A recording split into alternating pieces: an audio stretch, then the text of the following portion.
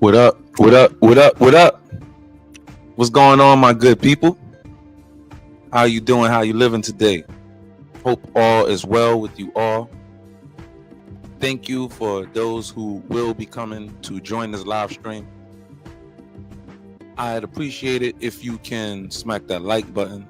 It'd be greatly appreciated. And if you can subscribe to this channel, you would be the first to get a notification when I actually release a new hot video.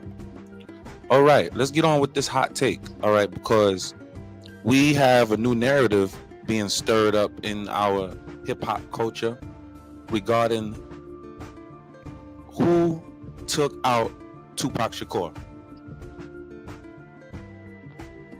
Out of all of the technology that we have, out of all of the surveillance that we have, out of all of the people who are willing to run their mouths, why is it that we have not came across who is it that truly took out our hip-hop presidential candidate in Tupac Shakur?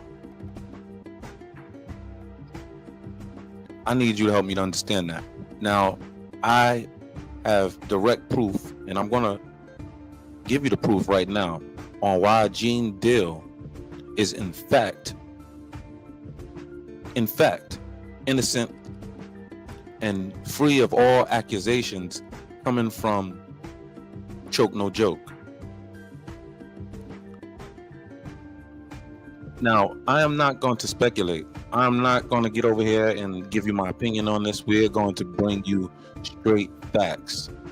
And these facts are going to come directly from the federal agent himself, Phil Carson. Phil Carson is going to break this all down.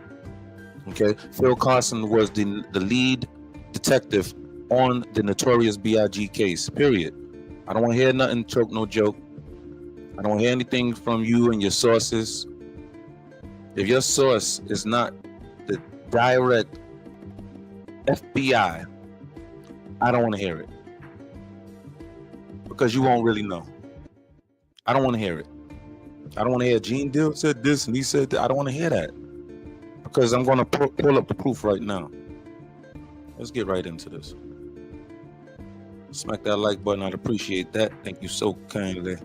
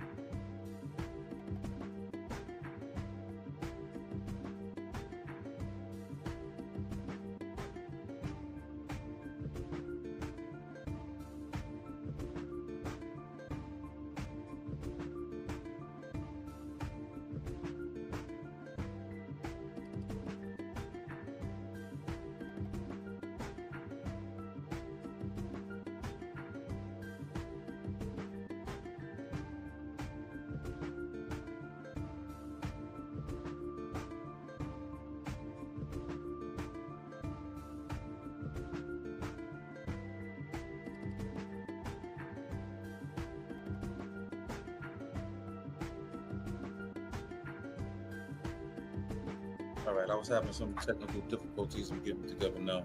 Have some new software I'm getting together right now.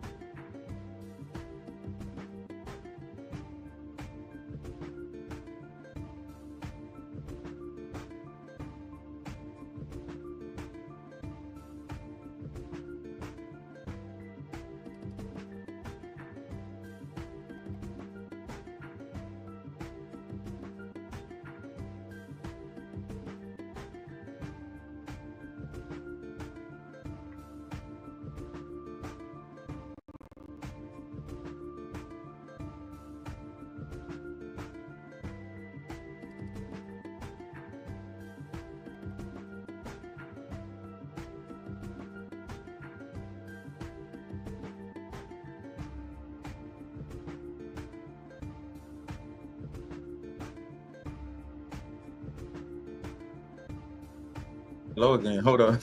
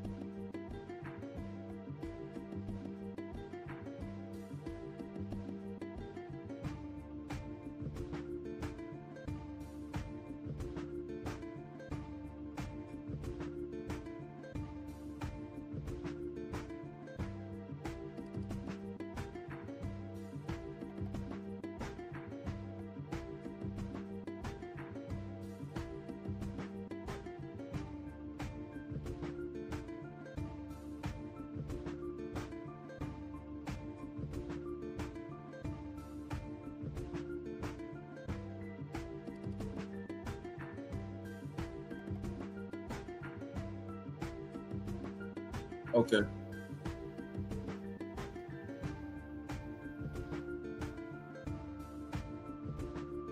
What I'm gonna do is I'm gonna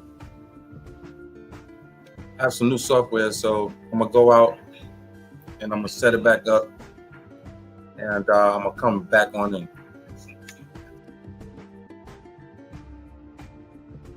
I'll be back in about 3 minutes, or about 3 minutes, 5 minutes. Give me 5 minutes. I'll be back.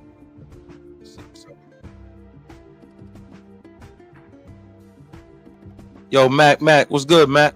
Yo, Mac, having a little technical difficulties with this jaunt. What the freak? Hold up, let me see.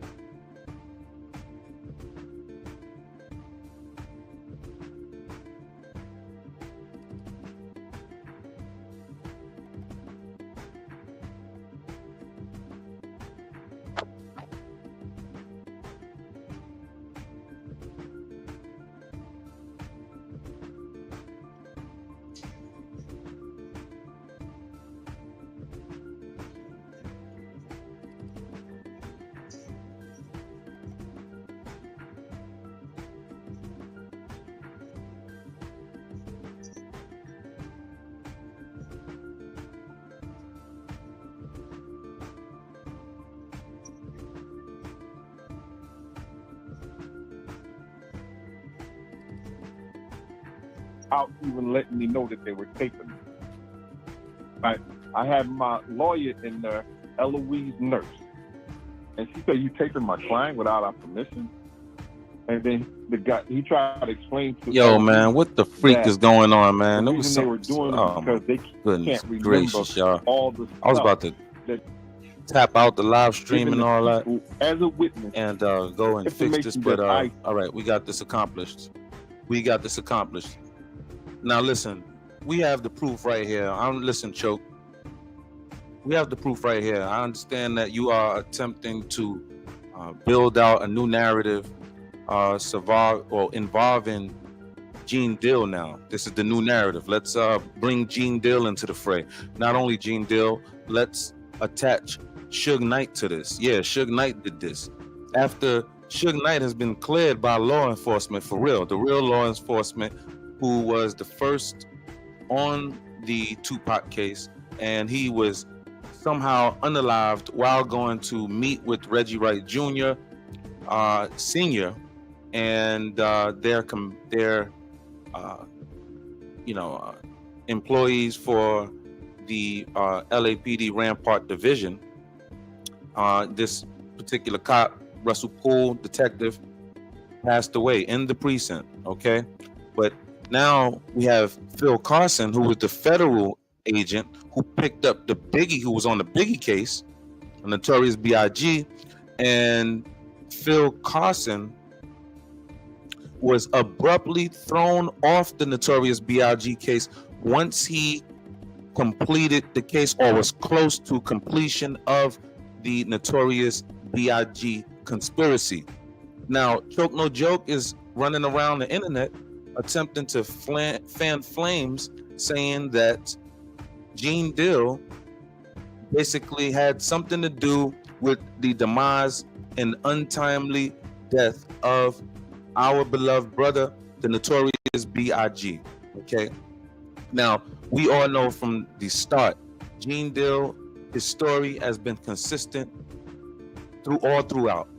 Gene Dill, I want to say, is one of the first YouTubers, period, because Gene Dill was YouTubing and content, well, not YouTubing, but Gene Dill was content creating, and he was out doing his media campaigns, doing interviews with high profile platforms, as well as people who had documentaries, who was summoning Gene to come do their documentaries. The documentaries, a lot of it stemmed from Gene Dill. People were in the hood asking Gene to do some documentaries, and then you had other platforms such as i.e. Detective Greg Caden, who I believe is somewhat probably complicit in this whole Tupac Biggie mess, in my opinion. Okay, but let's let Phil Carson break this down. This is not me. We're talking about a federal agent, and Choke No Joke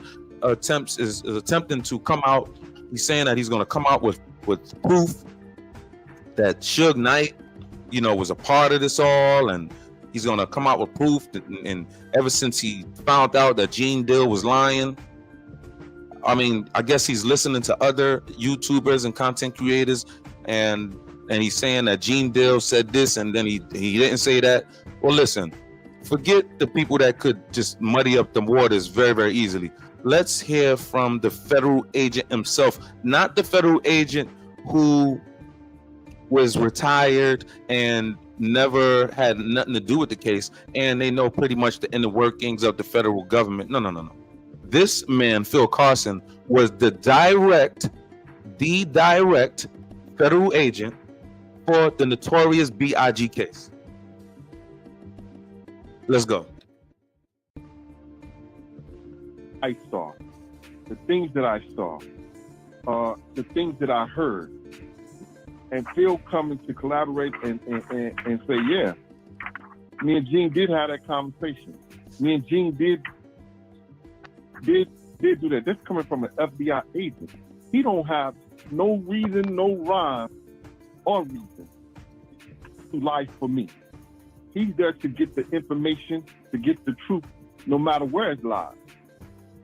And for him to come out and did this, to be totally honest, when I first heard the dossier, my heart dropped and I was so out,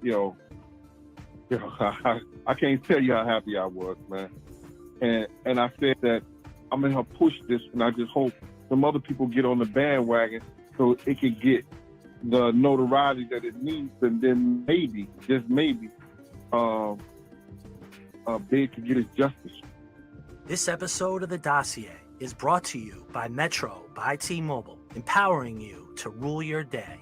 Metro by T-Mobile empowers you to rule your day. You don't have to choose between the best price and an amazing network, because Metro gives you both. With Metro, you can take advantage of T-Mobile's nationwide 5G network at no extra cost, wherever you. He didn't tell the truth. That somewhat hurts the authenticity of what we went through. And people can't learn from a lie. You understand? So I said to myself, until he tells the truth of what happened, what was told to him prior to going to the party, I'm going to stay on his neck. Because he's wrong. Anybody else who has to go through something like that, or may go through something like that, and they don't listen to their bodyguard, don't listen to the person who's doing their security and everything like that, it may just happen like that again. So I took it upon myself to take my hammer and chop at the Empire State Building. And if I got to just get a little bit at a time, and one person know the truth, two people know the truth, we're going to be all right. And Phil, what was your experience as it relates to getting information from Puffy or anyone in that regard? Did you end up interviewing him, or not? What was your stance there?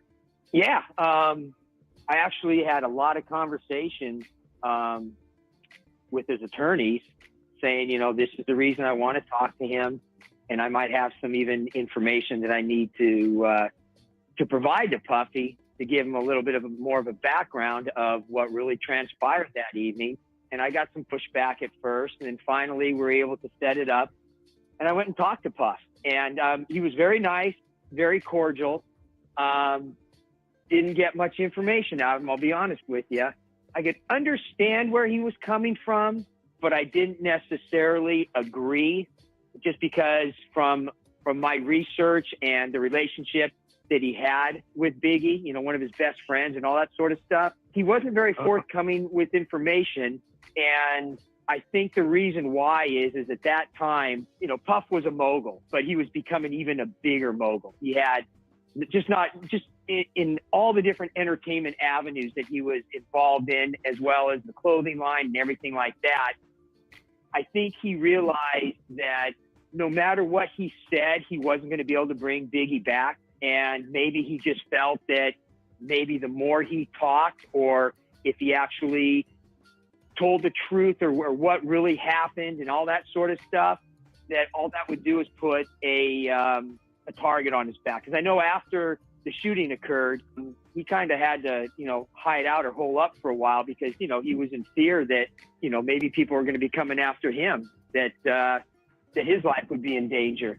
And Hey, very Layla, much so, welcome to the I party. can understand that. We are because he right was the now intended target. Is the bottom unveiling, we're line. pulling And back out when I the actually proof told that him we that, have about Gene Dill's that definitely actions got his attention. in the Notorious But B.I.G. Phil, case, yeah. as well people don't as look at this, him that knowing or having any Puff is knowledge responsible to what's for the going on safety in of the his Tupac artists. case. This all correlates. It And correlates if to he tells the Reggie truth Wright Jr. that It he was told it correlates that it was to going Sean to be Diddy a hit. Combs. It He was was a real, told that true some guy war was gonna going on, kill and this him. war is still And he ongoing. didn't do So let's rock and roll. due And I diligence did to drop get that enough link security for for his anyone who artists. wants to get up Then here that and makes him express their liable. thoughts. Let's get it. I'm not disagreeing with you. I Right. 100% agree with you, Gene. Absolutely. And that, like I told people 1,000 times, if I wouldn't have never took that DEA class, you know what I'm saying, that surveillance, and it was interrogation and surveillance class, and they taught us, if you you want to know if somebody following you, run 3 lights, take 3 right. You know what I'm saying? Either or. You know what I'm saying? And I told our driver to run the next 3 lights. Well, Gene, you told me that. I mean, I trust me. I documented that. You told me that, and that was one of the downfalls. Was you guys ran that first light, and then I'm trying to think of who was driving Biggie's car. Was it G Money? G. Okay, yeah, it was great. Yeah, exactly. Right. And he didn't have any background in executive protection or security, so he sat at the light. And that created a sitting target, a stationary target for the shooter. And so like what I was telling people, and they always say this wrong in every movie, they don't understand the car was parked at the corner. Right. You know what I'm saying? The car was parked at the corner. It was no drive-by. What he did was when Biglam stopped at the Do me a favor, good people, smack that like button for me. Thank you kindly. light, he escaped up from the parking space he had right there at the corner, took his shot, and then Kenny, our driver, when he heard the first shot, because Tone said somebody pointed a gun at Big now. I went to open my door, as I told you, and then we heard the first shot. Bow! Then Kenny just guns the car. Then next thing you know, we hear bat, bat, bat, bat, bat, bat. Then he turns the corner and he's gone. We get back in front of the car. Everybody is gone. You know what I'm saying? Big is the only one in the car. We wait till they come back. And Tone said, Gene, come on, Gene. I hopped in our car that Kenny was driving, and we go after the guy. So my whole thing about it is that you're right. He didn't have any protection. He didn't have any. G didn't have any knowledge of security, and that was whoever was responsible for big security, which was Paul Alford and that Inglewood cop. You know what I'm saying? Right. Yeah. Let me add something that I think is important too, because there's some people out there that apparently are trying to push a different narrative. I'm looking at a copy of my interview with you, Gene, that was 17 years ago. Okay. Everything that you just described right now that took place, detail by detail, is exactly what you told me 17 years ago. And why there are people out there that say that whatever, you changed your story or this and that. I'm sick of hearing that from other people. You have been 100% honest from the beginning. You've always told the truth. Your story has never wavered. Everybody. Do you hear what this federal agent is saying? This is the federal agent, Phil Carson, who was the lead federal agent on the Notorious B.I.G. case. Okay? This man is telling you, giving you backdoor information on these back streets of YouTube and social media that Gene Deal story has been consistent all throughout, unveiling to the public that Gene Deal is nowhere near a suspect. Nowhere near. And when you heard Phil Carson say, I want to clear the record, I'm paraphrasing, I want to clear the record. There's a lot of people out there, there's some people out there trying to spin their narrative or whatever. And he's referring to Reggie Wright Jr. He's referring to Greg Kading, who was the detective who came up with the whole gang scenario with Tupac. He's the one who gave the profit deal to Keefe D. Greg Kading is also the detective who gave the alleged queen of the day or profit deal to Reggie Wright Jr. for who? The Notorious B.I.G. case. Now let's dive further into this. I want you to. This is very important. What's being said right here, because I love that we have this, and I love that years ago I was so into this. You know, it's like, what if you pull anything out that sounds totally off board? I'm going to know it because we were studying this case daily. You know, it's like we were studying this case without getting any funds. This was leisure time to us. This was like a hobby almost. So when you come with some type of other narrative, we're like, nah, that doesn't sound right. That does not fit to this puzzle. It doesn't fit. Choke, no joke. So let's move forward. Everybody else that I talked to back then corroborated everything that you told me. And I don't understand why I do understand why these people are trying to push a false narrative, because they're just trying to stand behind their false story. But I don't understand why people would even spend 2 seconds listening or even acknowledging these false narratives why they try to say I don't even know Gene isn't believable because he changed the story. I'm here to tell everybody you are believable. And I wish these other people that dispute that would just shut up and go away, because that's getting tired and old. They're not good. Yo, Joke, you heard what he said, no, man. Yo, Joke, you heard that? Yeah. I didn't say that. I have a question that I want some clarity on from both of your different perspectives. And it has to do with a particular photograph, I guess, Gene, that was shown to you. Listen to this. Phil, obviously we talk so much, but I want to understand. There was a photograph, and in this photograph, Gene, as far as I understand it, you said to the LAPD, if you unblur this person's face in this photograph, that's who the shooter is. Is that correct? Talk me through the photo from your side, Gene, and then Phil, I want to hear your perspective on it. Sure. All right. First and foremost, they wasn't trying to show me that photo. All right. What had actually happened was is that the tape that they were recording me on clicked off. But they had it under the cover. And they had photos and stuff like that under the cover. So now they're looking at each other like two buffoons because they taping me without even letting me know that they were taping me. Right? I had my lawyer.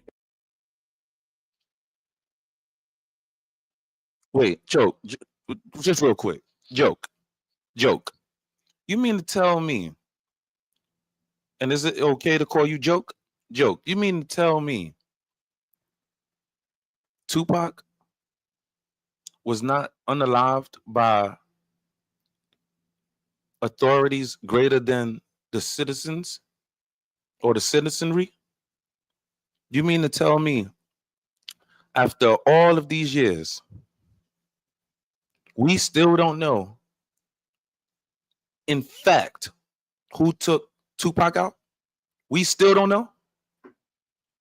You mean to tell me that Steve over here, we know that he took out John down the block. We know that Melissa was taken out by Eric, right? How do we know all of this information in our neighborhoods? How do we know all of this information? How do we know all of this information about celebrities, not even having to be there? We don't even have, it's just like detectives. A detective, or it's just like a scientist. A scientist does not have to, or a astrophysicist does not have to actually go into space to analyze what's going on, right? Or to analyze the actual facts of the case in which he is analyzing. How is it that Tupac's case has still not been even almost remotely close to being solved? I don't want to hear a man who was willing to just get out on podcasts and say he did it. That's not really typical. Even if the man had a proffer, I don't think someone in their right mind is just going to say, hey, let me get out here and talk about this, knowing that they just did what they did and knowing how much of a profile. I just don't think that Keefe D would do that. I think that is very, very messy because Greg Caden was a part of it. Greg Caden at the time was an LAPD officer, somehow got a promotion, and Greg Caden had 54 cases removed and dismissed, overturned, because they found negligence in the way he was handling evidence in another case that had nothing to do with this Tupac case. So Greg Caden is a disgraced ex-detective, okay? A disgraced ex-LAPD cop who literally cooked up the narrative that Tupac was taken out by gangs. And then here came Keefe D saying like, yeah, I did it. Yeah. You know, we did it. I told my nephew, yeah, do this. You know, and no matter of fact, he said, yeah, I passed it to this dude in the back, Dre. Dre was acting scared, right? He said his nephew took the gun, boom, and went and did his work, right? That's what he said. Keefe D, to me, is sort of like a comedian. So I feel like Keefe D was giving you the story that was told to him, that was cooked up for him to speak. That's what I feel like. That's what I feel like. Because you mean to tell me, yeah, they're saying Keefe D didn't know, yeah, he had the profit deal, but when he went to other states, he didn't know that profit deal, you know, they can get him, right? So you mean to tell me Greg Caden, who originally gave him the profit deal, didn't inform him about this? Even when Greg Caden found out, hey, Keefe D is about to do a media tour and Keefe D is putting out a book because he see that Greg Caden got rich off of Tupac, so Keefe D wanted to do it. You mean to tell me Greg Caden and say, hey, yo, bro, hey, they could, they could pull a switcheroo on you. What? Be careful. You mean to tell me that nobody told him that? That doesn't make sense to me. It just don't. And now Keefe D is outright. First of all, I've never seen this done. A man that's in prison, federal custody at the highest level, and he gets a press conference in the jail, a media freaking press conference in the jail. And guess what? He said and called out Reggie Wright's name, Reggie Wright Jr. Bruh. It's unraveling. The whole plan is unraveling. But let's listen to this because this is very, very important. This is proof. This is not just some video I'm playing for you. This is the proof. And when you see the narrative that's going to attempt to come out about who? Suge Knight and about Gene Deal, you're going to already know. You're going to already be abreast. So you know not to even click on that video because you're going to know. This is coming from the Fed, not a Fed from some other case, the Fed from the Notorious B.I.G. case, the Fed. And now let's find out what happened. What happened? Since you know so much federally, Phil Carson, what happened? Let's find out. Why wasn't nobody apprehended for the Notorious B.I.G. case, Phil Carson? Let's find out. In Eloise Nurse. And she said, "You taking my client without our permission?" And then the guy, he tried to explain to Eloise that the reason they were doing it because they can't remember all the stuff that may have been said in the interview. So when they go and move the cover, these pictures are under the cover, right? And when he moved the cover, I see the pictures is me. Like on the side of a facial thing is Amir Muhammad, is Diddy, the Muslim, because I didn't know it was him at the time. The Muslim is Diddy right there in the photo. And I remember exactly what happened because Phil, I thought he was trying to get me because he said, "Yo, did you have your gun on me?" And then I said, "Yes." He said, "What happened?" I said, "I showed him my weapon," and he walked down the street in the opposite direction. You know what I'm saying? So now, the LAPD, they wasn't trying to show me that picture. Then I seen the picture. I'm like, "Oh, shit. That's the guy right there," because I remember Little Steve said a Muslim had killed Big when we was at the hospital. And I said, "The blue suit, white shirt, blue bow tie, peanut-looking head?" He was like, yeah, how you know, Gene?" Paul Offer said that. "Yo, Gene, how you know?" I said, "He walked up to Puff car first." You understand? So like when we're not gonna mention his name, but the A1 super cop from LA said that I was in some kind of pissing contest with him. Didn't happen like that. He was coming close to my principal. He was coming close to my client. I showed him I lowered my gun from under my shirt. He looked at it and walked back in the opposite direction. You understand? When the LAPD, when I seen that picture, I said, "Oh shit, this the guy right here." And then they faked the guy's face. Everything was clear in the picture. I was clear. Puff was clear. Everything was clear in the picture except his face. Now, anybody who took photography 101, they know that you could take when you're doing a picture, you could take a pencil and stuff like that. And if you don't want that person's face to come out, all you gotta do is go back and forth, back and forth, back and forth while you're doing the photo images. And I knew that because I had that class in college. So I knew what they had did. You understand what I'm saying? Now, a word from our sponsor. Want to know the original stories behind Thor, Hercules? Gene Deal over here cooking. Gene Deal over here cooking, y'all. I don't want to hear none of that. I don't want to hear none. I don't want to hear nothing. I don't want to hear that. I don't. Gene Deal cooking. See, give you some shout outs, some bells because you need that. That straight up, man. Gene Deal over here throwing things in the dirt right now. Get the freak out of my freaking face, man.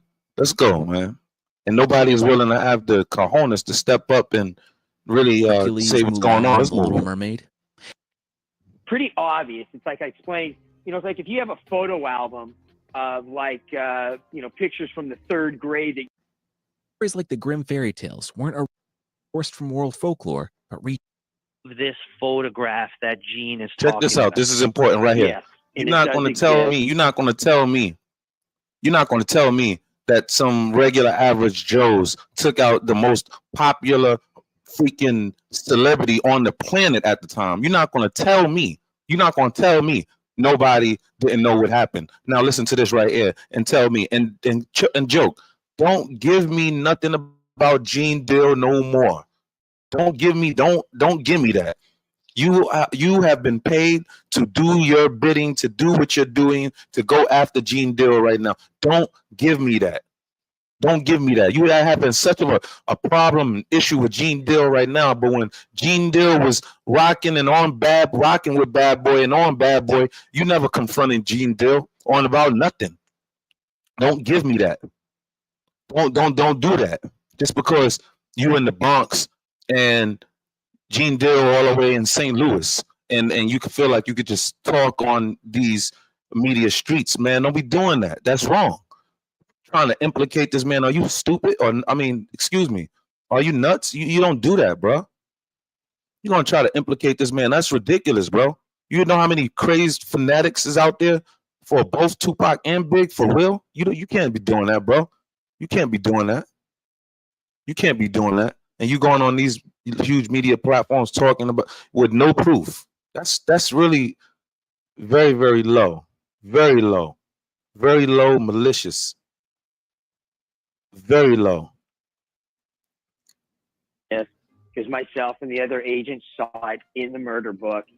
And that's when we went back to my bosses, because we couldn't make any copies or take any pictures or anything like that. And we explained to my bosses what happened. And then we went back again to take a look at the murder book.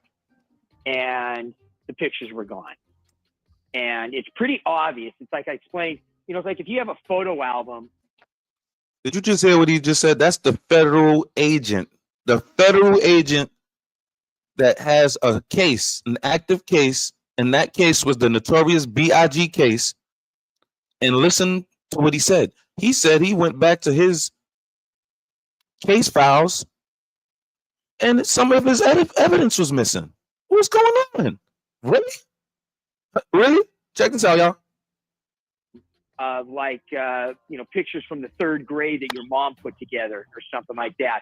And there's like 4 pictures on page, and you keep flipping the pages, and then suddenly you see a couple blank spots where it was obvious pictures would have been, and those pictures are no longer there. And we noticed that. That's when my bosses, I wrote up a document, my bosses signed it.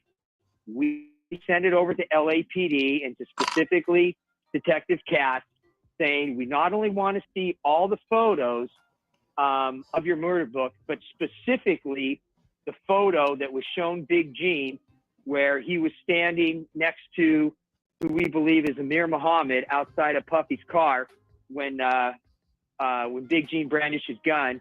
And that. Do you hear this? Do you hear this joke? Choke, no joke. Do you hear this? This man, Phil Carson, is saying he want the pictures out of the murder book from the notoriously malicious set up gang, the LAPD Rampart Division. He wants the freaking murder book photos. And this is the call coming directly from the feds. I want the murder book. No, there's obvious photos missing. There's obvious. Let's go.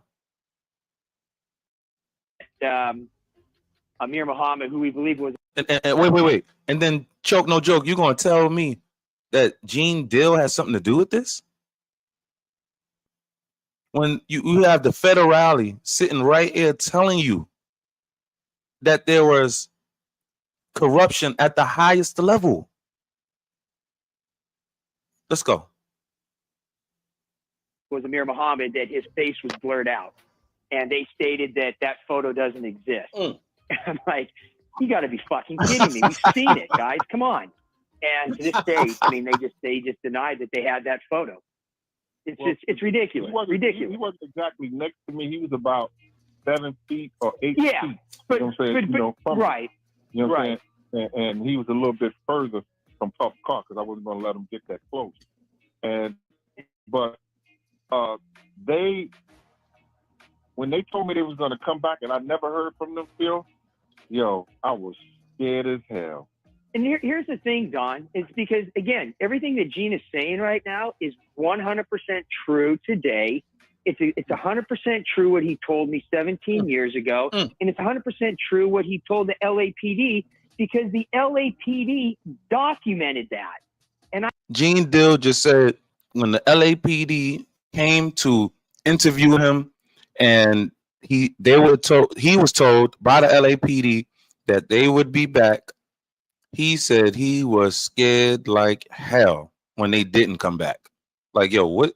That's not right. If I'm giving you information that can help your case, why didn't you come back?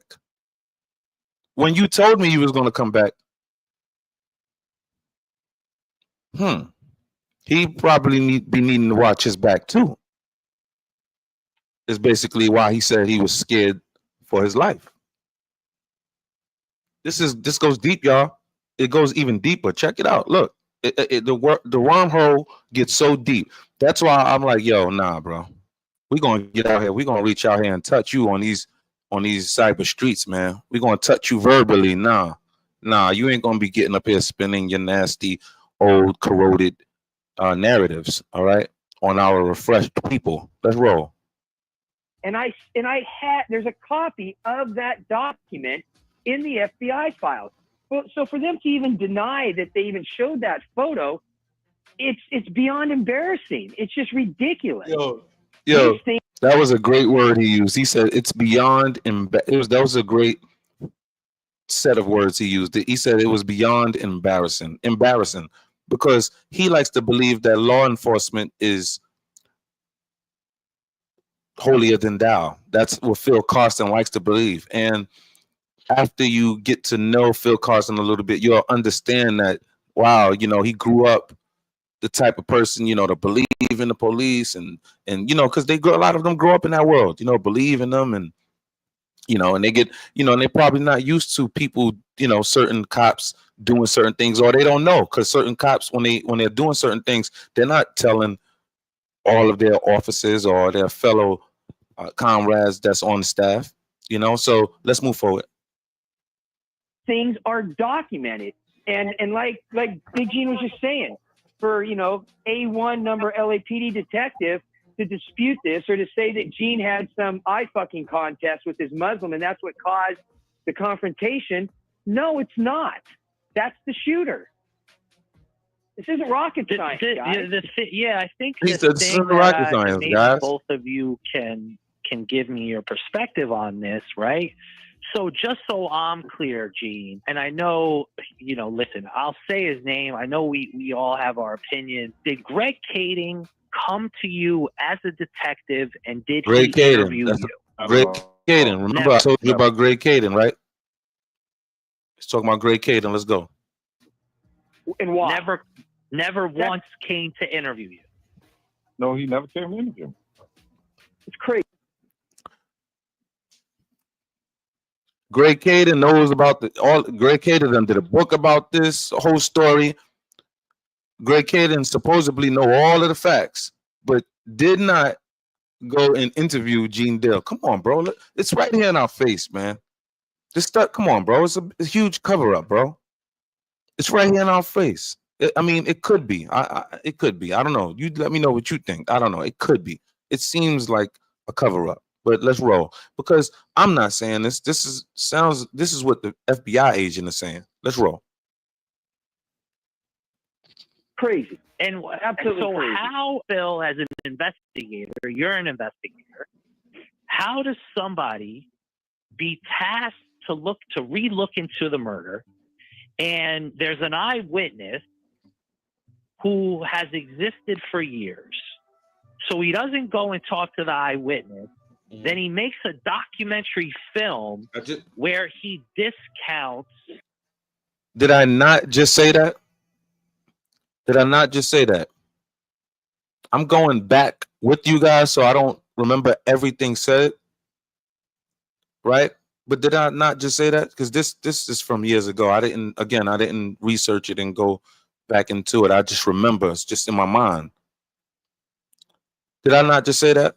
So the guy supposed to know everything about the case, which is Greg Kading, who I told you had 54 cases overturned due to negligence of him mishandling certain evidence in certain cases.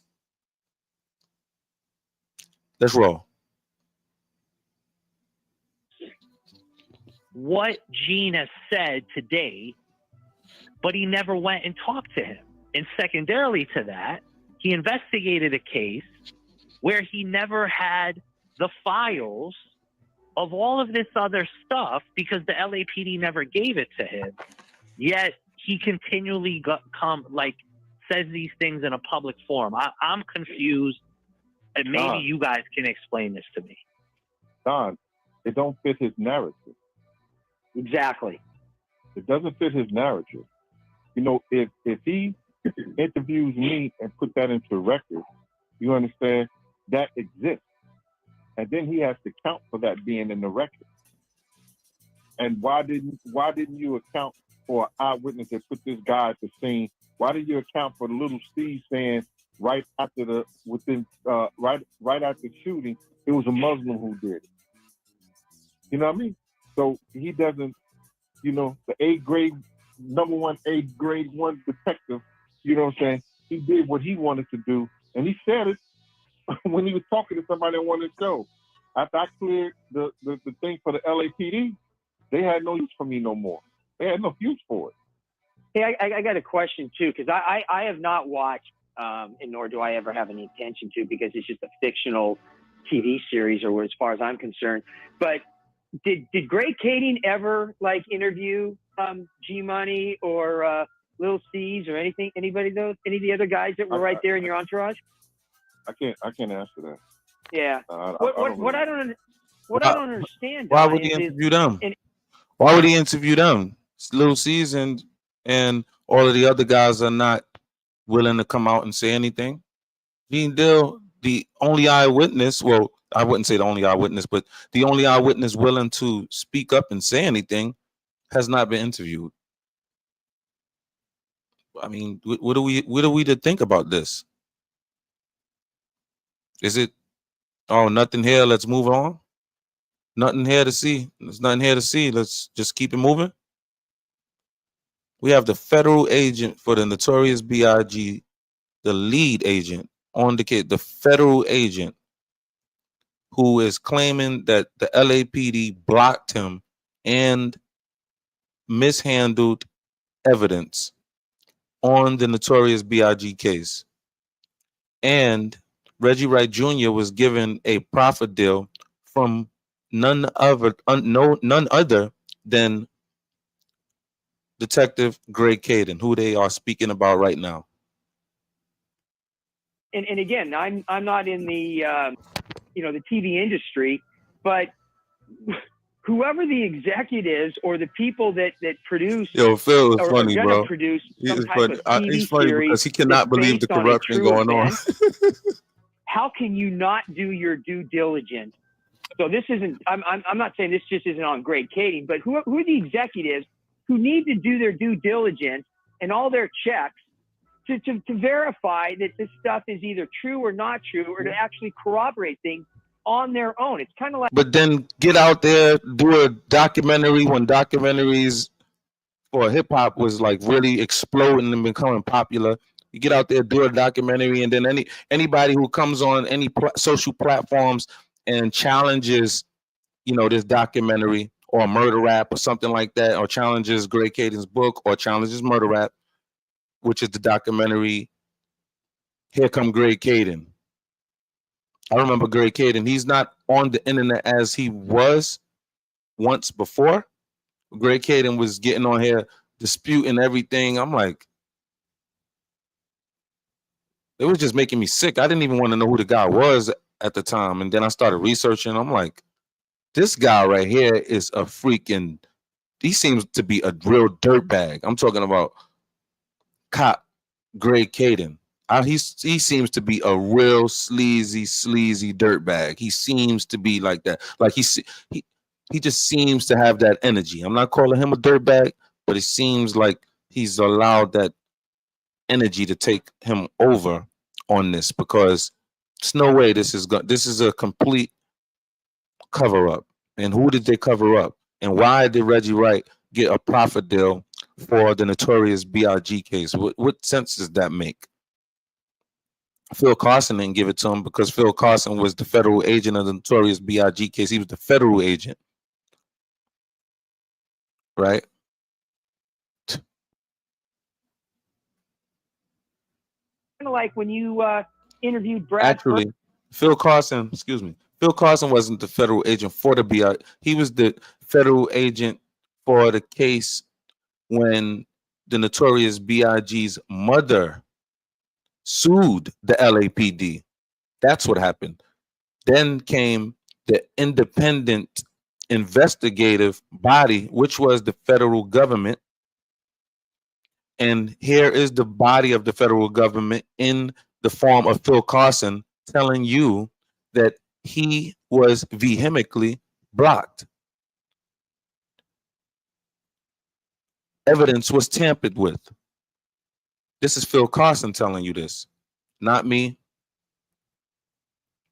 not somebody else that might have heard about it from another content creator. This is the federal agent that in the independent body, and he was the independent body. This is why he's like, I'm so pissed off. You can tell he don't do podcasts, he don't do none of that, but he did this one, and he did it for the dossier because he's obviously he's tapped in with the dossier. They seem to be like really cool and buddy. He seems to be like a mentor or something like that to the dossier. And when I say he, I'm referring to Phil Carson. But let's move. Furman, the director of City of Lies, where he said, they went out and they had to do their due diligence and corroborated things and track people down. How did that not happen for this TV series when the number one witness, Big Gene, was right there, and they never talked to him? It's mind blowing to me that they wouldn't follow up on something like that, and yet go ahead and produce a TV series or documentary and whatever. Cook, Phil. It's just not factually correct. It's not factually correct. Now, Joke. A word from our Joke. sponsor. Did you hear that? Joke. Did you hear that? It's not factually correct. So any narrative you come other than the narratives we have been on already is not factually correct. Point blank, period. That's it. There's no other way to cut it, no other way to slice it, no other way to hand it out. You just heard from the independent body, the federal investigator for the Notorious B.I.G. case, for the Notorious B.I.G. suit against the LAPD. Bruh, it's nasty out there. It is nasty out there. Let's move. Joke, I don't want to hear that. Don't come with any other narrative. Don't come with no Snoop Dogg narrative. Don't come, excuse me. Do not come with a Suge Knight narrative because it's not applicable. It's just simply not applicable. Sometimes eerie, sometimes strange, sometimes terrifying. Myth, unexplained, is a haunting and attack Russ Pool's character because at some point Russell there was Poole. a narrative. Remember I told you about Russell Poole, who was the actual lead detective, right, on the Notorious B.I.G. case, and he was allegedly, he was unalived, allegedly, and they're calling it suicide when he went to show documentation of the new evidence that he had surrounding the Notorious B.I.G. case. Reggie Wright Sr. and his staff summoned him to this to their precinct in LA, and this guy Russell Poole passes away. Suddenly just passes away in the precinct. And they're calling it not a suicide, they were calling it a Heart attack. So the man went into the precinct and had a heart attack. You know, this is movie stuff for real. This is real movie freaking stuff, but it's not a movie. This is real. This is very, very real. This is where we live in. Let's go. The kind of like detective with the storage space who's gone off the deep end. They can't say that about you. You understand what I'm saying? So for the very first time in a period of 10 years, there's a narrative that you can't discredit. For Greg Kading, it's sad because he got away with and perpetrated a scam of Hollywood, a scam of whoever he did the documentary with, a scam of whoever he printed the book with. And so, unfortunately, it is what it is for us to land here today. And again, I challenge anyone to give an alternative narrative to what, you know, we've presented here in close to 20 episodes of the dossier of evidence of other people speaking, and more importantly, you going on the record. And obviously we can go on for days about that. I don't mean to cut you off, man, but I have to ask Phil, because if I don't ask Phil this, my friend Charlie out there in North Carolina, he's gonna be so mad at me, man. Phil, okay. You guys are the FBI. You guys couldn't get those all those sealed records, all those things opened up through the courts or whatever like that, all that paperwork that they had. Y'all couldn't get that. Well, here's. I'm sorry. Go ahead. Yeah, go ahead. Well, no. Here's the interesting part: is when the LAPD doesn't disclose that they have all those documents, and those documents are then hidden away in some files. We don't know what we don't know, and even to this day, who's to say what else is being hidden at the bottom of a drawer? And I'm not saying there is, but from what I understand, there's a likelihood. But then once those documents finally do come out, but they are under seal, we have no access to them. We have, I hate to say it, but there's no way that we can get our hands on that. And you heard that, y'all? This is the federal agent saying that there's a likelihood, basically, of a cover-up. Come on, y'all. Come on now. This is not no conspiracy theory over here now. You know, don't try to call us a conspiracy theorist. You just heard the federal agent. We come in with the facts. We come in with the heat. We cooking right now. We are cooking right now. We are bringing facts. Don't get up here talking about I'm being emotional and no, I don't want to hear that, because I heard that from Sideways Game TV. I don't want to hear that Sideways Game TV. Ain't nobody being emotional. I'm coming with the facts, baby, bro. We coming with the facts. Okay? Facts. Okay? Let's go. And here's the sad thing, and understand, I don't have anything against the LAPD. I have something against certain people at the LAPD. But I have a lot of friends that work there. I had a good working relationship with them. And unfortunately, there's always a couple bad apples that they kind of, ruin it for everybody. Because of the working relationship the FBI has with the LAPD, it's not like if I have to go to a company and I need to subpoena a bunch of records. We try to be, do the professional courtesy and explain to them, hey, these are the kind of documents that we believe are out there. Can you provide those to us? And understand, from the very beginning, Gene, I put out an olive branch to that robbery homicide division and Steve Katz. I cannot tell you how many times I asked them if they wanted to be part of the FBI's investigation. We wanted to look into things together, and they didn't want anything to do with it after they took off the two detectives, because they knew that they were going to have to ruin this case and obstruct it. Otherwise, it was going to be made. And so some of the things that I asked for, they would not provide, such as the photo of you and Amir outside the Peterson near Puffy's car. I mean, it's documented that photo exists. It's documented that me and another agent saw that photo. And it's documented that my bosses signed off on a letter specifically sent to certain people at LAPD including Detective Katz, requesting that we see that photo. They respond, that photo does not exist. What do you do at that point? You got to just shake your head and just go, what the hell are we dealing with here? And it's not like we're just trying to say, hey, I gotcha, and slam the LAPD on something. It's, look, my bosses signed off and opened up this case. The FBI is doing their job. The FBI has reached out to the LAPD detectives to be part of this case, and they decide they don't want to be then. And so, if they're not going to hand over these documents, you're kind of stuck. And again, some of the documents that I believe are out there that we've never seen, I don't know if we're ever going to see them unless somebody else decides to open up the case. And I think, Gene, just to add to Phil, what you have to understand, and is very important. And who are the power wigs over there? Or, at that time, it was Reggie Wright Jr.'s father, Reggie Wright Sr. Ain't this amazing, y'all? So as far as the documents is concerned, he's right. That's a lost cause about as far as him going about it the traditional way.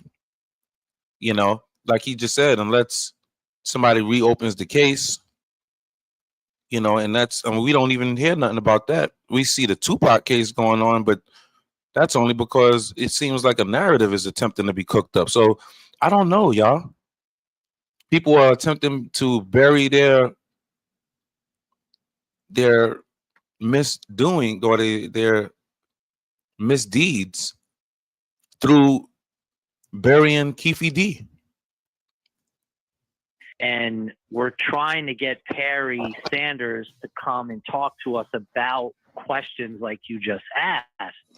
Even, for example, with the civil trial, at a certain point, what the LAPD really did is they went to the federal judge and they said to the federal judge, hey, we have new information and this is now an active murder investigation. Now, under that premise, and you can correct me if I'm wrong, Phil, the minute they tell the federal judge this is still an active murder investigation, that then allows them to control what Perry Sanders could see, what the Wallace family could see, what could be brought into court, and what could be buried in what Randall Sullivan likes to refer as to like a safety deposit box somewhere in downtown Los Angeles. Correct. And the unfortunate, I guess it's both fortunate and unfortunate, is the fortunate thing is there is no statute of limitations on a murder. The unfortunate thing is because of that, the LAPD can say, hey, this is an ongoing investigation. We should not have to hand over this particular evidence or these particular leads because we're still investigating it. And if we do turn this, Y'all see the political chess? Oh, you see how Phil breaking it down? He breaking it down. Phil is cooking.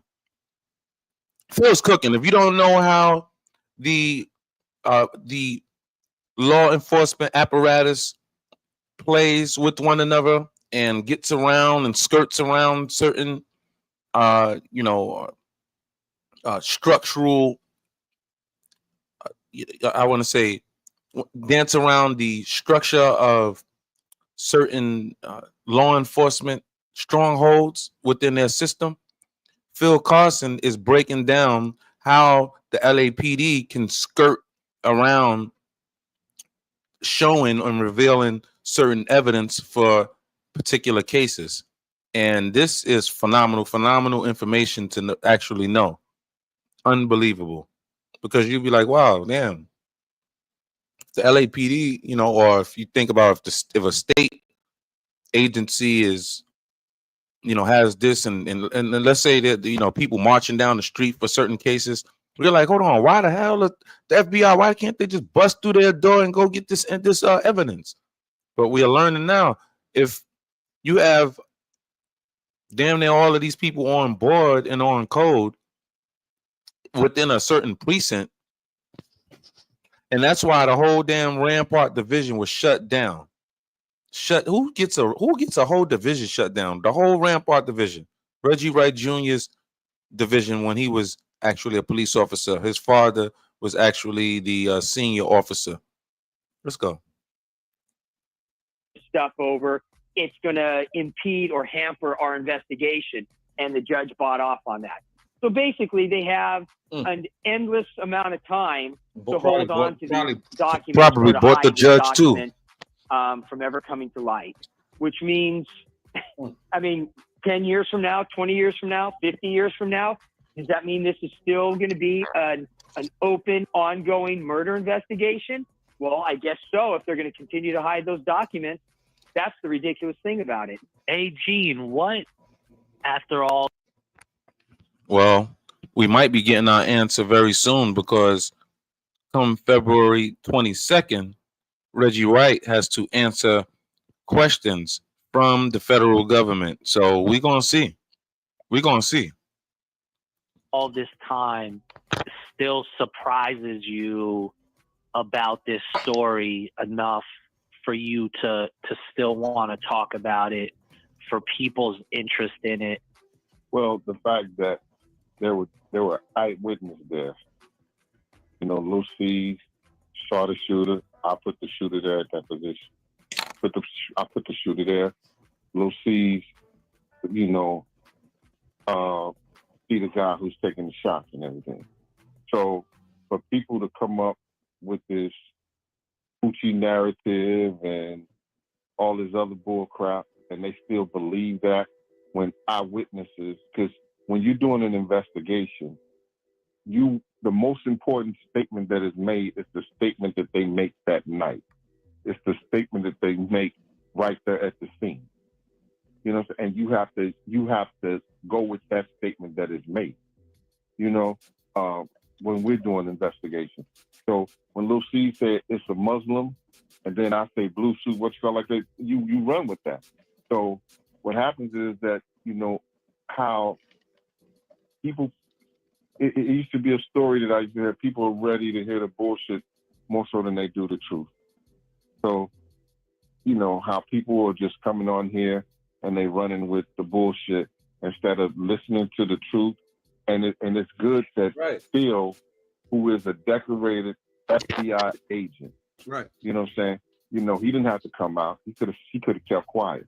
Right. You understand? We could have but Phil probably, and like Phil said, he was listening. Phil is not the guy that get on these podcasts or anything like that, you know, but he was like, you know, I remember Phil saying on another podcast, and I'll do that too. He was saying when he was actually scolding Reggie Wright Jr. because Reggie Wright Jr.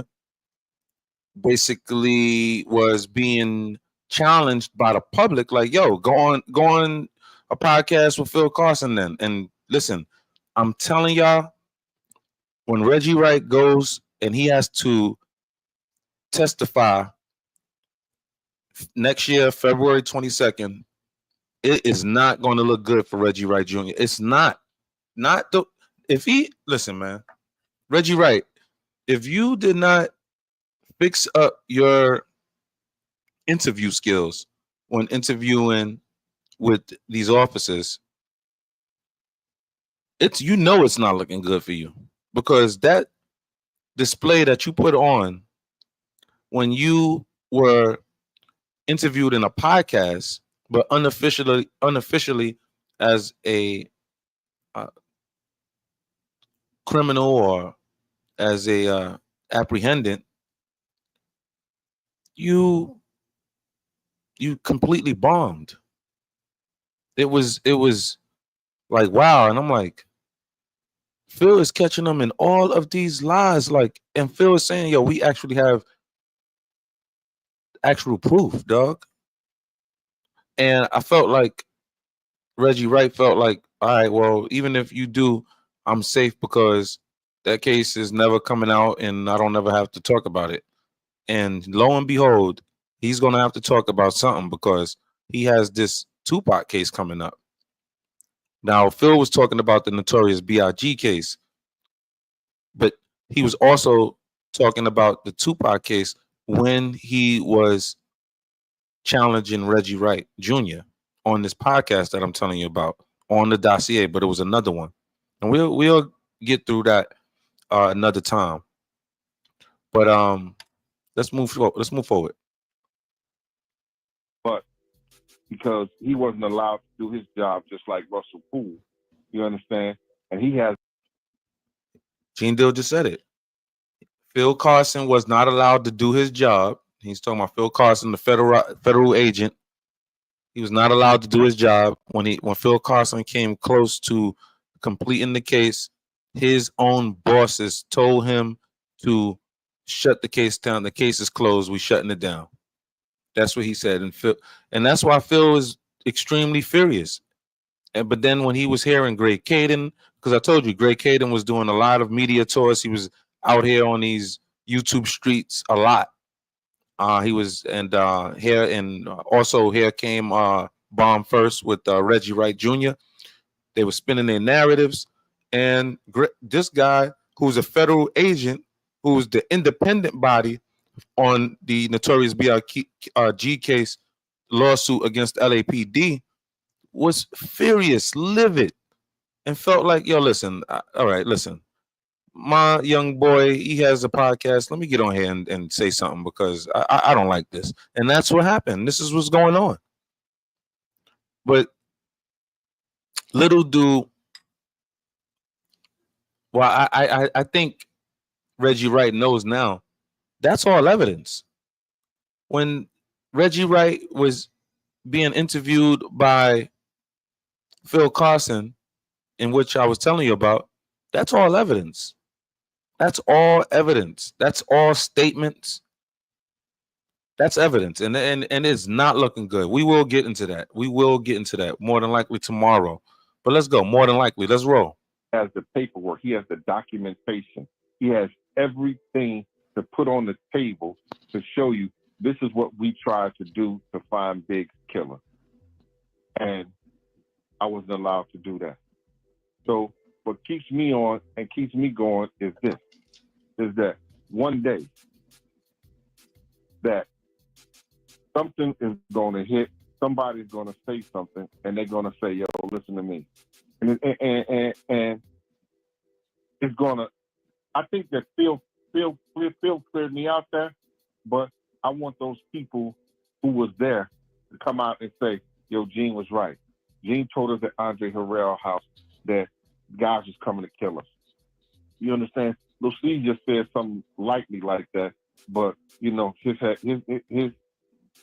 words don't hold no weight. Yeah, because Lucille is not, Lucille's, he's just being asked questions and he'll just give his take or whatever, his spin. You know what I'm saying? This is pretty obvious. You know what I'm saying? So Lucille's is not, because he's never officially came out and said, Lucy, come on, A couple of people are going to come out and they're going to tell the truth, and I wait on that. And Phil, I do have a question for you that I don't think I've ever asked you. And what would be preventing the LAPD to charge, if the evidence was there, the alleged shooter in Amir Muhammad and not, I guess, include the Mac or the Perez or how it all came about? What would the fear be if that was to happen? Then Amir ultimately goes on the record of how it all was put together. What would prevent them from just making an arrest? Well, the one thing is there is, and this is everybody that's ever looked at this case has always said the same thing. There is no way in hell one person pulled this off, period. And without question, that's correct. In fact, there were two. I mean, Gene even federal agent said that. We didn't say that, Choke No Joke. We didn't say that. The federal agent said that. Phil Carson said that. There's no way. And he's sitting there with the boy you are freaking accusing, Gene Dill. He's sitting there talking with Gene Dill. Okay?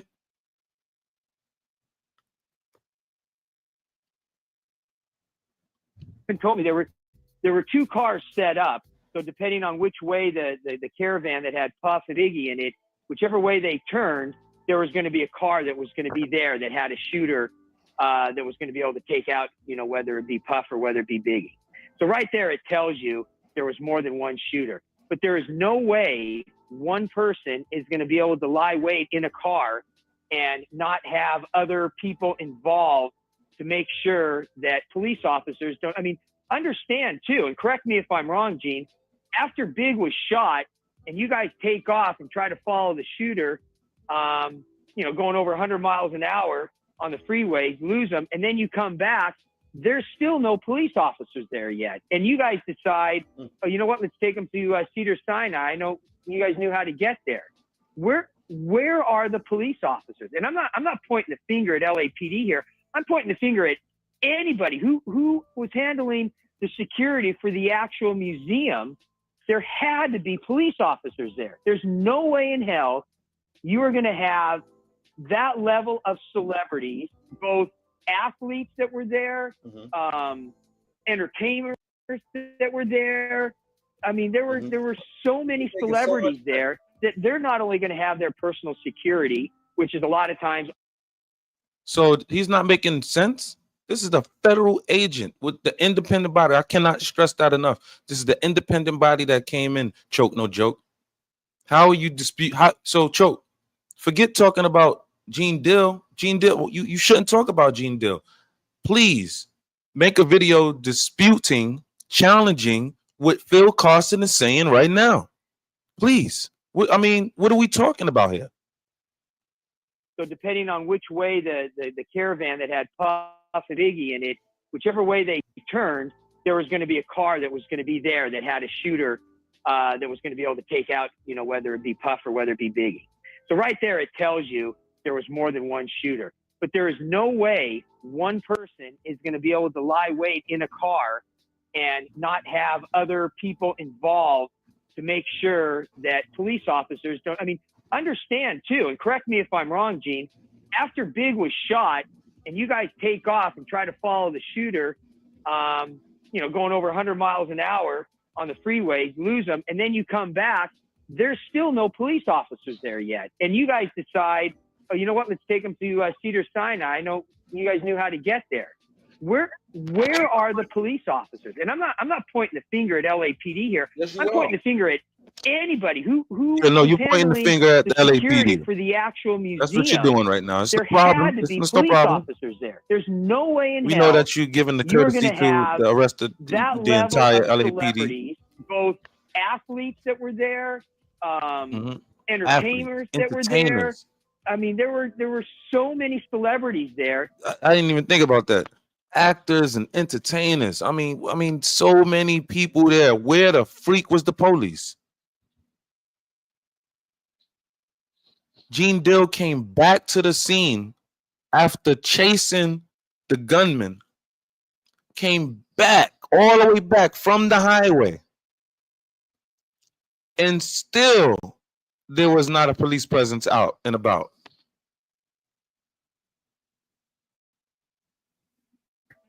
They're not only going to have their personal security, which is a lot of times off-duty officers, but you're also going to have security there that's supplied for the Peterson, as well as when you have a big event like that in a big city like whatever, Los Angeles, New York, wherever, you are going to have a ton of police officers, both uniformed to deter people from doing anything, as well as, say, in suits to where they can almost fit in with the crowd, be undercover, or be like the personal bodyguard for somebody, kind of like what Big Gene was. But to have no police officers show up there goes to tell you there had to be a concerted effort by more than just the shooter to try to orchestrate this. And that's where people need to understand how the Rampart case worked, how the Paul Melrose case worked, how the David Mack bank robbery worked. There were multiple people, multiple officers, radios were used, tactics were used, cars were used to be able to orchestrate those crimes, just like it was orchestrated to create the shooting of Biggie. And one person could not do it. So even though if you were to arrest the shooter, if you want to say Amir Muhammad, there's still so many other people.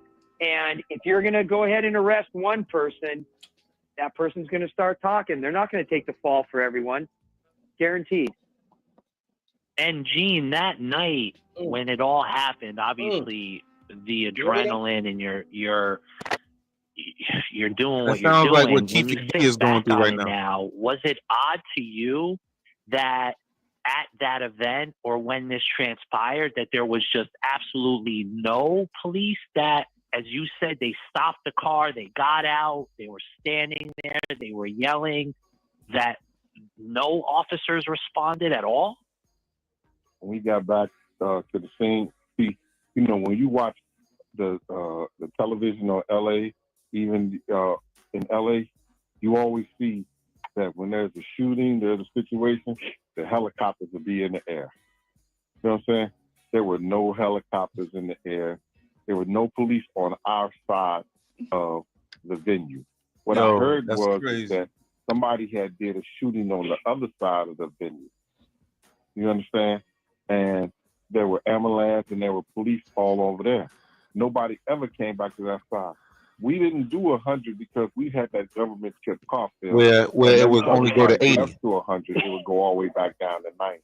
Or 90. Gotcha.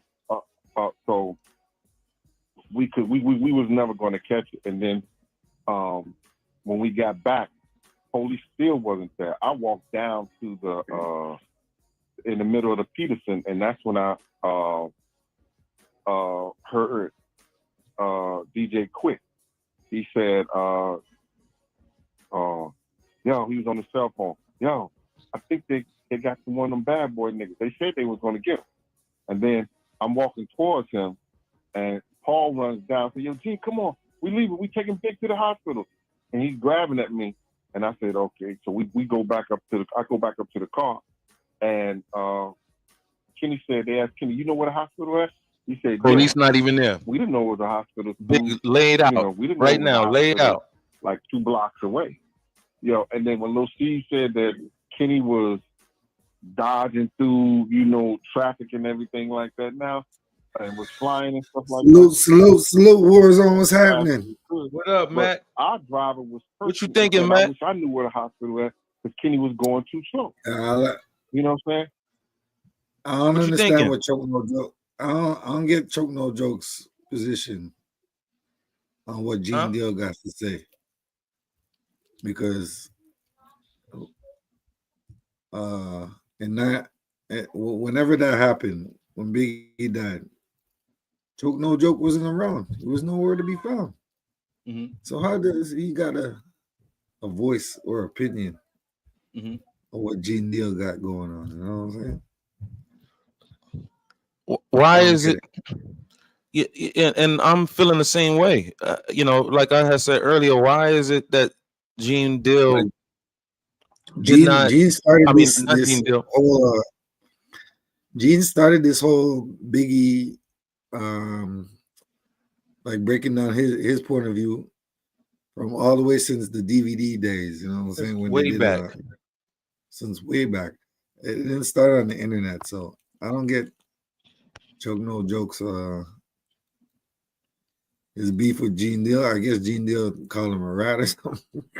Yeah, I mean, that's what I had. And it's funny, that's the first time I heard about Choke No Joke, right? I heard about Choke No Joke through Gene Deal because Gene Deal just got online one day just flipping out. I'm like, what the freak? I'm like, what happened, Gene? Like, he flipping out and he talking about Choke No Joke and Choke is a rat and da-da-da-da. I'm like, I don't know. I don't know who this guy Choke No Joke is, but people call him a rat. But I mean, I don't know. I haven't seen. Let me see who this guy is, and then I start listening to him, and then I didn't hear anybody talk, calling him a rat no more. And I'm like, is he a rat? I don't know. Then I'm like, you know what? Let me just listen to his content. He started talking about Tupac. Anybody putting anything Tupac in the comment? I'm like, let's see what's up, see what's going on. Than anybody involved in the situation. What you said? He got more Tupac content than the Outlaws. Right? Yeah. Than the Outlaws. That was a good one. That's a great one. He got more Tupac content than the Outlaws. That is unfreaking believable. How you know about all this stuff that's going on? How you know about all that? How are you coming over here changing narratives? Now Gene Deal has something to do with it? Bro, again, Choke No Joke just said yes. Mm-hmm. That would look bad on his resume. He ain't trying to, you know what I'm saying? Like, obviously he's not gonna be happy that Choke's talking like that, you know. And Choke don't get it, you know. It's like that was his bodyguard. You know, Biggie wasn't his bodyguard, you know. I mean, he wasn't assigned to Biggie, he was assigned to Puff. So for him to say, oh, he was in on it and all this shit, and he's trying to expose Puff, that shows you like where Choke's head is at. And what we're finding out is through Phil Carson that Diddy was the actual target also. So Diddy was the actual target. Yeah. According to the FBI and their files, Diddy was the actual target. And I want to say Gene Deal saved probably all of their lives because the car would have probably got shot up. Who knows? You know, but Gene Deal saved Diddy life because he told them to run that light because he was feeling something. He told them to run that light, and you know they got big. So the thing is, Choke. This is the thing, Choke.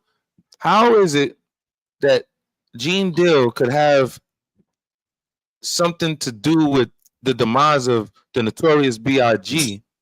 when the hit was supposed to be not on Biggie, it was supposed to be on Diddy? And that's coming from the federal agent. Yeah. The hit was not on Biggie, the hit was on Diddy.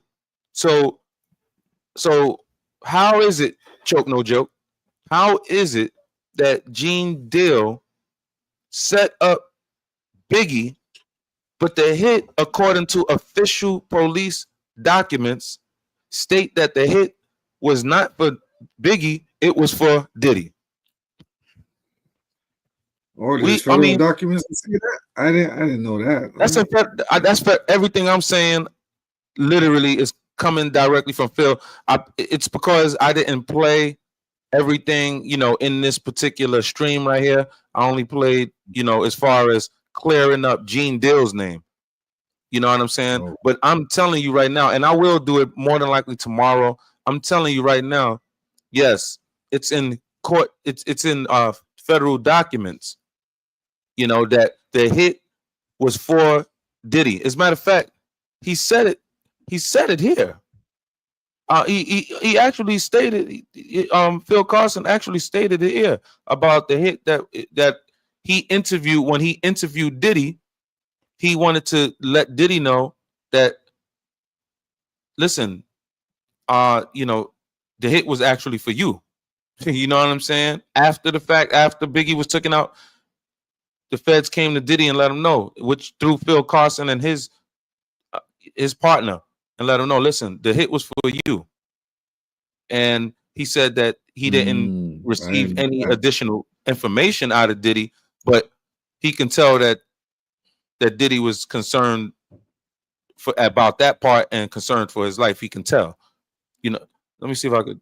Music, movies, and shows on America's largest network. Management details.